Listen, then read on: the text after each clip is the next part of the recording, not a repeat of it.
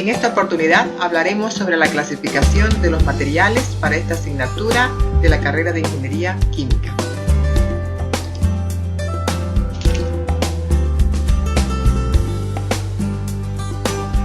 Nuestro objetivo será conocer la clasificación de los diversos materiales, describir la utilidad de los distintos en la ingeniería, reconocerlos, agruparlos de acuerdo a la afinidad ya sea física o química. El contenido será clasificación de los materiales, los metálicos, no metálicos, cerámicos, polímeros, semiconductores y materiales combinados, a la vez que hablaremos de algunas utilidades de estos materiales.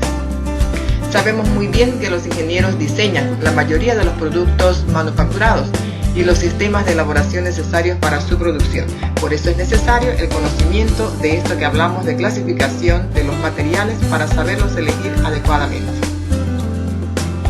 Debemos conocer la estructura interna y las propiedades de los materiales. Tanto expertos en investigación y desarrollo crean nuevos materiales o modifican estas propiedades de los existentes para adecuarlos a los productos que desean obtener. Para eso entonces es que necesitamos entender este tema sobre los metales, cerámicos, vidrios, polímeros, los compuestos, semiconductores, ya sean naturales que se encuentran en nuestro medio alrededor o artificiales o sintéticos que son manufacturados, obtenidos o cambiados a través de la mano del hombre, y materiales reciclados. Para entender esto iremos a los tipos de propiedades de estos materiales. Una clasificación muy general que la manejan bastantes autores es de la siguiente manera: sensoriales, físico-químicos, mecánicos, tecnológicos y ecológicos. Entre los sensoriales tenemos el color, textura, brillo, físico-químico como la transparencia, oxidación, conductividad eléctrica y conductividad térmica. En esta oportunidad, en las propiedades mecánicas haremos mayor énfasis, que son dureza, tenacidad, fragilidad, elasticidad, plasticidad, resistencia mecánica. Para entender y aplicar en las tecnológicas, que son la fusibilidad, ductilidad, maleabilidad. No dejando de lado con el medio ambiente, que es la parte ecológica, la parte de toxicidad, de entender los materiales que son tóxicos, la reciclabilidad que podemos realizar en obtener de los productos ya manufacturados a obtener nuevamente o que podamos reutilizar.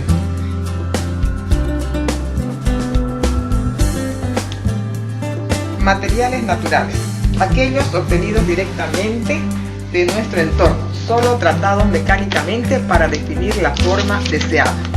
Entre ellos estamos observando en este momento lo que es la cerámica a partir de arcilla que podemos manufacturarla, o bien de las maderas que son fibras en las cuales podemos hacer ciertos tratamientos mecánicos para su utilización. Los materiales artificiales o sintéticos, aquellos que se obtienen mediante tratamiento físico o químico de precursores naturales. Estamos observando en la gráfica látex, que podemos ver que antiguamente se obtenía, ahora lo hacemos de manera sintética, la industria se encarga de ello. O bien a través de la materia prima que viene a ser de las rocas madres, que se produce el petróleo, y del petróleo evidentemente el isopropeno para la fabricación de muchos productos que son polímeros. Los materiales reciclados. Estos materiales se obtienen a partir de otros, ya sean naturales o sintéticos, ya usados con anterioridad y que son tratados química y físicamente. Podemos obtener el mismo material o bien otros materiales que son diferentes. Estamos observando en la gráfica el papel reciclado a partir de otros papeles que ya han sido usados en su momento. Así también tenemos el salpicado plástico obtenido a partir de materiales vegetales y el uso que vemos en las industrias textiles y en la fabricación de diferentes productos finales, como son la industria de los automóviles. No solamente es el salpicado plástico, podemos observar también el salpicado que es de lo que se llaman los materiales de madera, de fibra. Un ejemplo típico de materiales artificiales es el caucho que componen los neumáticos. la materia prima para elaborar neumáticos es el látex. Como vemos en la gráfica, era de manera natural antiguamente. Su uso directo es imposible porque es un material pegajoso y de poca resistencia al calor, perdiendo consistencia a elevadas temperaturas. Por ejemplo, Goodyear, actual fabricante de neumáticos a nivel internacional, lleva el nombre de la persona que descubrió que el tratamiento de este látex con azufre le confiere propiedades como alta resistencia mecánica, elástica y a la temperatura ideal para neumáticos en el uso de vehículos.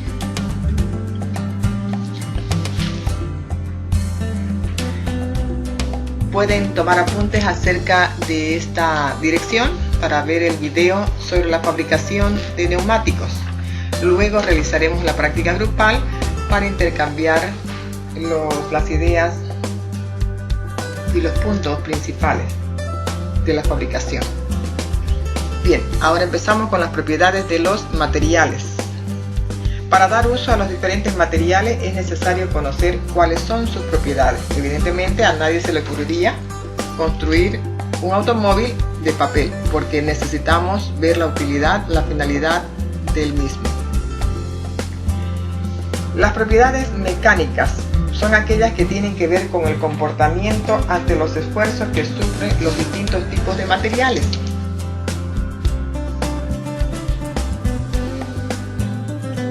La dureza es otra propiedad en la cual la resistencia a ser rayado existe una escala para ello donde se clasifican los materiales de escala del 1 al 10, 1 para talco, que es fiable bajo la uña, y 10 como el diamante, que solamente puede ser rayado por otro diamante.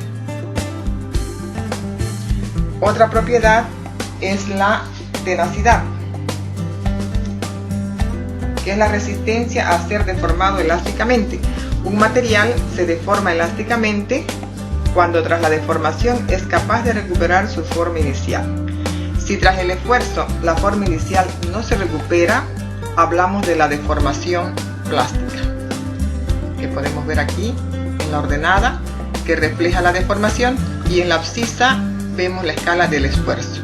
Esta zona es la zona que explica la deformación elástica. Seguimos con las propiedades mecánicas. La ductibilidad o la ductilidad y la maleabilidad es la facilidad que ofrece el material para extraer de él hilos o láminas respectivamente. Aquí vemos el ejemplo de hilos de cobre que se usan para la energía eléctrica, y aquí las láminas de aluminio en las cuales los metales son sometidos a presión para lograr esa transformación a láminas. Las propiedades térmicas están relacionadas con el comportamiento del material frente a los cambios de temperatura. Puntos de fusión y ebullición son propiedades específicas de cada uno de los tipos de materiales. La temperatura a la cual el material pasa de sólido a líquido o de líquido a gas respectivamente, este valor es característico de cada sustancia.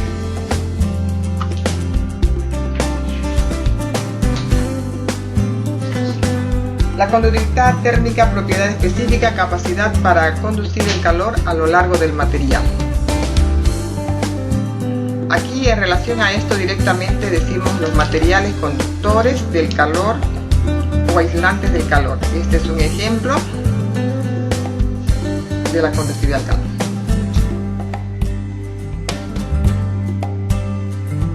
Algunos valores de los calores específicos, que es la propiedad específica. Apreciamos ahora las propiedades electromagnéticas. Comportamiento del material en presencia de campos eléctricos y magnéticos, que se distinguen la conductividad eléctrica y el magnetismo. Las propiedades ópticas. Estas propiedades se relacionan con el comportamiento de los materiales cuando son iluminados. El brillo está relacionado con el fenómeno de la reflexión, por el cual la luz llega a una superficie de separación entre dos medios y vuelve al medio del que procede. Este último fenómeno está a su vez vinculado al fenómeno por el cual se transporta la luz en la fibra óptica, algo que es muy usado en el área de la industria de las telecomunicaciones. Materiales metálicos.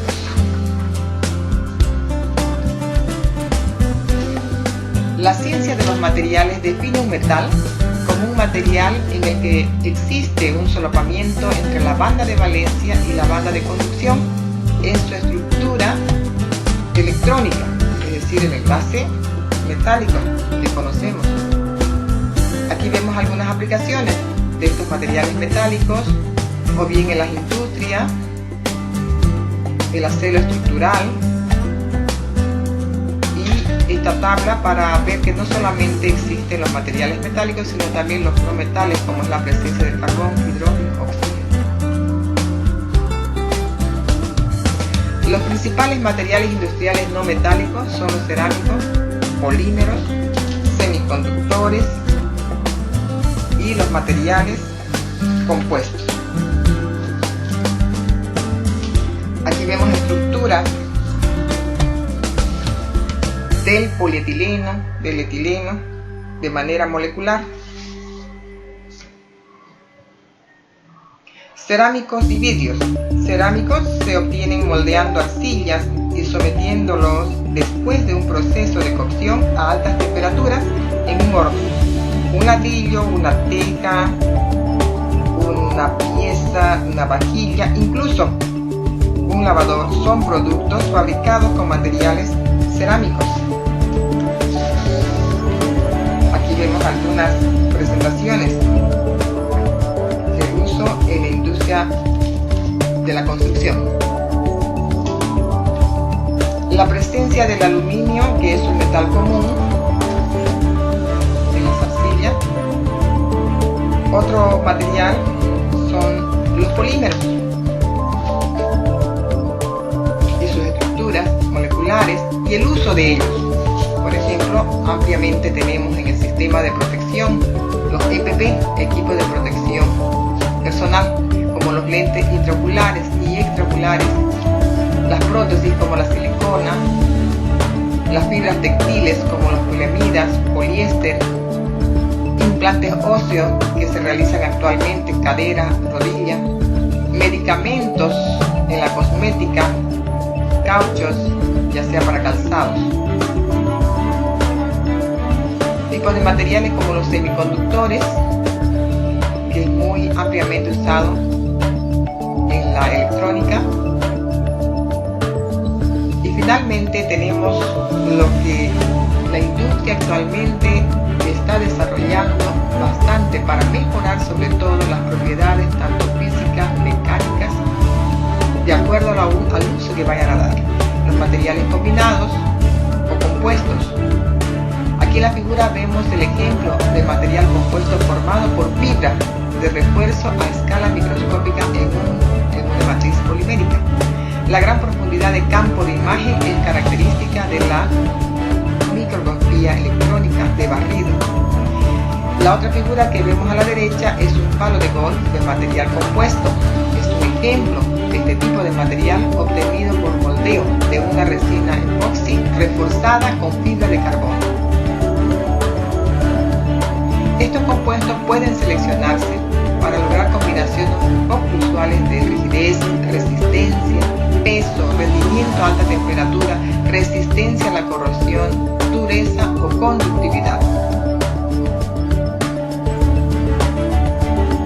Ahora observaremos algunas características de los materiales en el uso en la industria de la automotriz, donde la gran mayoría de los materiales compuestos son creados artificialmente, pero algunos como la madera y el hueso aparecen en la naturaleza.